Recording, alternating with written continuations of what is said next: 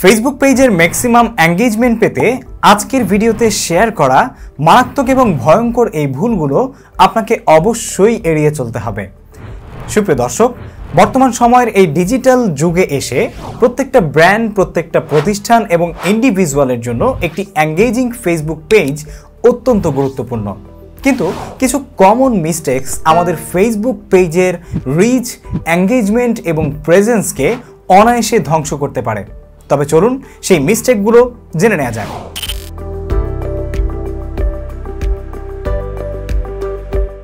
সর্বপ্রথম যেটা রয়েছে সেটা হচ্ছে neglecting your Facebook pages cover photo. Exactly, আপনার ফেসবুক পেজের কভার ফটোকে কখনোই অবহেলার চোখে দেখবেন না, সেটাকে অবহেলায় অবলীলায় রেখে দিবেন না। কেননা মনে রাখবেন, আপনার ফেসবুক পেজের যেই চেহারা বা ফেস আছে সেটা কিন্তু আপনার পেজের কভার ফটো।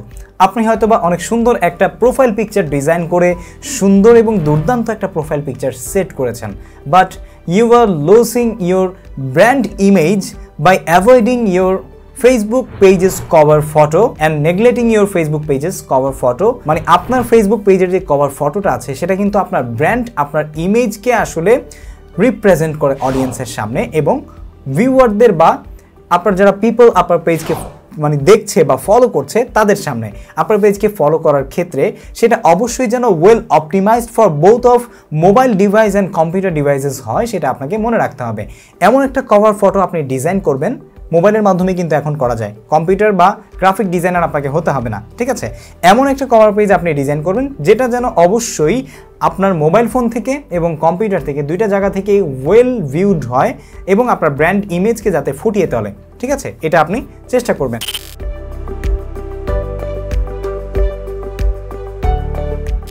2 নম্বরে রয়েছে uploading too frequently or posting too frequently or infrequently. তার মানে হচ্ছে আপনি যখন আপনার ফেসবুক পেজে কোনো পোস্ট করছেন তখন হয়তোবা অনেক বেশি পোস্ট করছেন, একদিনে 4টা-5টা করে, আবার 2-3 দিন বা এক সপ্তাহ কোনো খবর নেই, আবার আপনি হয়তোবা এক সপ্তাহ পরে এসে আবার পোস্ট করছেন।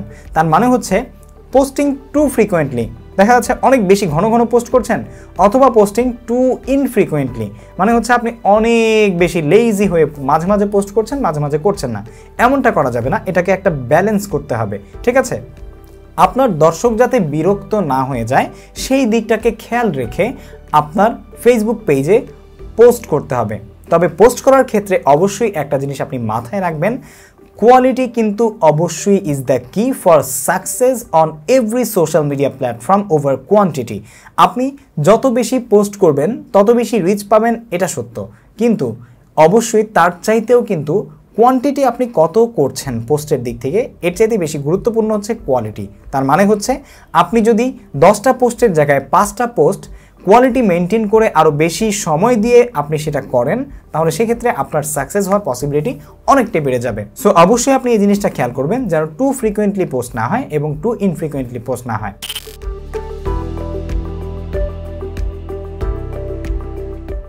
ওকে, 3 নম্বরে রয়েছে ইগনোরিং কমেন্টস অ্যান্ড মেসেজেস।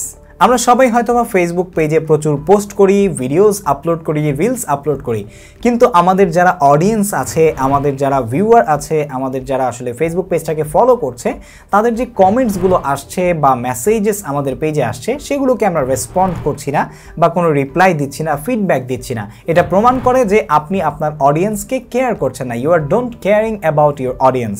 এটা কিন্তু খুবই মারাত্মক একটা বিষয়। কেননা আপনি যদি কোনো কমিউনিটিকে বিল্ড করতে চান তাহলে ডেফিনেটলি সেই কমিউনিটি এবং আপনার মধ্যকার যেই কমিউনিকেশন আছে সেটাকে বিল্ড আপ করতে হবে। রিলেশনশিপ বিল্ড আপ করার জন্য আপনার ফেসবুক পেজের কমেন্টসগুলো রিপ্লাই দিবেন ঘন ঘন, এবং আপনার ফেসবুক পেজে যেই মেসেজগুলো আসছে সেগুলো রিপ্লাই দেওয়ার চেষ্টা করবেন। এতে করে আপনার অডিয়েন্সের আপনার প্রতি ট্রাস্ট বেড়ে যাবে এবং they will feel that you are care about your audience.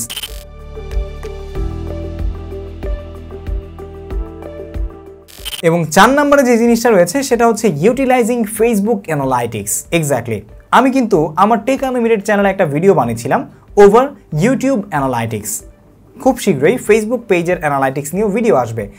Facebook পেজেও আপনি যদি আপনার অডিয়েন্সকে গ্র্যাব করতে চান, অডিয়েন্সের অ্যাটেনশন গ্র্যাব করতে চান, আপনার পেজের এঙ্গেজমেন্ট বাড়াতে চান, ডেফিনেটলি আপনাকে কিন্তু ইউটিলাইজ করতে হবে আপনার অ্যানালাইটিক্সকে।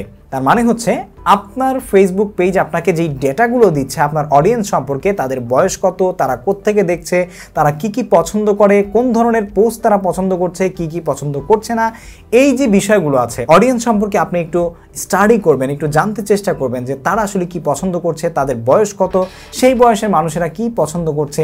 এই যে অ্যানালাইসিসগুলো, এগুলো যদি আপনি করে সেই অনুযায়ী আপনার ফেসবুক পেজে পোস্ট করতে পারেন, তাহলে সেগুলো কিন্তু অনেক বেশি ইফেক্টিভ হবে এবং আপনার পেজকে এঙ্গেজমেন্ট বাড়াতে বা রিচ বাড়াতে অনেক বেশি সহায়তা করবে।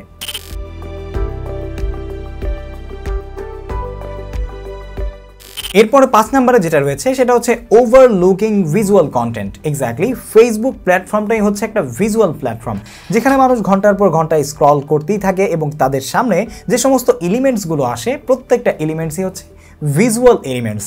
হয়তোবা ছবি দেখছেন, অথবা আপনি অ্যানিমেশন দেখছেন, অথবা আপনি ভিডিওস দেখছেন, রিলস দেখছেন, অথবা হচ্ছে ইনফোগ্রাফিক্স দেখছেন।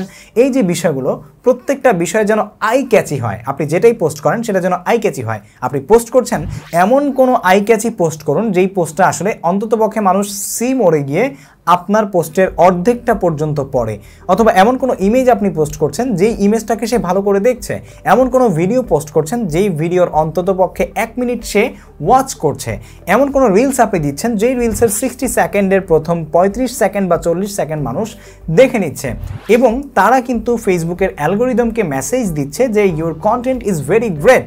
অ্যান্ড এটা যখন ফেসবুক আসলে বুঝতে পারবে, তখন কিন্তু আপনার কন্টেন্টগুলোকে আরও অনেক মানুষের কাছে রিকমেন্ডেশন দিবে। আপনারা প্রচুর পরিমাণে আমাকে কমেন্ট করেন, ভাইয়া আমার ফেসবুক পেজের যে রিচ সেটা একদমই ডাউন, আমার ফেসবুক পেজের অটোমেটিক রিকমেন্ডেশন একদম কমে গেছে, আমি একদমই রিকমেন্ডেশন পাচ্ছি না, আমার লাইক যারা দিয়েছে তাদের চাইতেও আমার ফেসবুকে রিয়েকশন কম আসে, রিকমেন্ডেশন এবং রিচ কম আসে। করণীয় কি? করণীয় হচ্ছে এটাই ভাই, engaging post, contents, images, videos, reels upload করেন, তাহলেই কিন্তু আপনি আপনার পেজে সফলতা পেতে পারেন।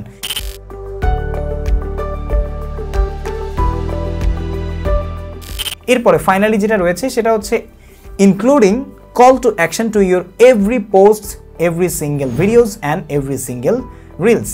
তার মানে হচ্ছে আপনি যখন কোনো পোস্ট করছেন সেখানে কল টু অ্যাকশন রাখা, ক্লিয়ার করা যে আপনার যদি এখানে আসলে আমাদের এই পোস্টগুলো ভালো লাগে, পরবর্তী পোস্ট পেতে আমাদের এই পোস্টটিকে লাইক দিন, শেয়ার করতে পারেন আপনার অন্যান্য পরিচিতদের সাথে, সেই সাথে আমাদের ফেসবুক পেজে কমেন্ট করে জানাতে পারেন এই পোস্ট সম্পর্কে আপনার মতামত কি। দ্যাট মিনস হচ্ছে এঙ্গেজিং কোনো কিছু স্টার্ট করার জন্য আপনাকে কিন্তু একটা অ্যাকশন নিতে হবে, ঠিক না? যখন আমরা বলি যে আমরা বাজারে যাব, বাজারে যাওয়ার জন্য একটা ব্যাগ নিই, ব্যাগ নিয়ে তারপরে সেই ব্যাগটাকে আসলে আমরা নিয়ে বাজারে যাই, দেন আমরা সেই ব্যাগে করে সব কিছু নিয়ে আসি। আমরা যদি ব্যাগই না নিই তাহলে অনেক সময় দেখা যাচ্ছে বাজারে গিয়েও কিন্তু আমরা ভয়ের চোটে চলে আসি, ঠিক না? বাজারটা করা হয় না। তার মানে আপনাকে এঙ্গেজিং করার জন্য আগে অ্যাকশন নিতে হবে। আপনি যখন তাদেরকে কোনো প্রশ্ন করবেন তখন তারা হয়তো আপনাকে প্রশ্নের রিপ্লাই দিবে, বাট প্রশ্নই যদি আপনি না করেন শেষে এসে, বা কোনো কিছু আপনি করতে তাদেরকে না বলেন, তারা করবেটা কি? আর যখন তারা কোনো কিছু করবেই না তখন অটোমেটিক্যালি আপনার এঙ্গেজমেন্ট কিন্তু ডাউন হতে থাকবে। একটা কথা মনে রাখবেন, যত বেশি আপনি অডিয়েন্সকে দিয়ে কোনো কিছু করাতে পারবেন, সেটা লাইক হোক, ডিসলাইক হোক, ভালো কমেন্ট হোক, খারাপ কমেন্ট হোক, ঠিক আছে, শেয়ার হোক, যেটাই করাতে পারেন, ঠিক আছে, ভোট দেওয়াতে পারেন, সেটাও করতে পারেন, যেটা করাতে পারবেন সেটাই আপনার পেজের এঙ্গেজমেন্ট বাড়াবে। সুতরাং চেষ্টা করুন, try to include A call to action to every single post. Okay, so এই ছিল আসলে ফেসবুক পেজের কিছু কমন মিস্টেক্স, যেগুলো আপনার ফেসবুক পেজের হয়তোবা রিচ, এঙ্গেজমেন্ট এবং প্রেজেন্সকে অনায়াসে ধ্বংস করে দেয় যখন আপনারা এগুলো না বুঝি আপনার ফেসবুক পেজে করেন না এবং এসে কান্নাকাটি করেন যে ভাই আমার পেজ কেন রিচ করছে না। সো এই ছিল ভিডিও। আশা করছি পরবর্তীতে এরকম দুর্দান্ত ভিডিও পেতে আমাদের চ্যানেল সাবস্ক্রাইব করবেন, ফেসবুক পেজ থেকে ভিডিও দেখে থাকলে ফলো করতে ভুলবেন না, মতামত কমেন্ট করে জানিয়ে দিবেন আপনার কাছেও এই বিষয়গুলোর কতটা যথার্থতা রয়েছে। আজ এই পর্যন্তই। আসসালামু আলাইকুম ওয়া রাহমাতুল্লাহি ওয়া বারাকাতুহু।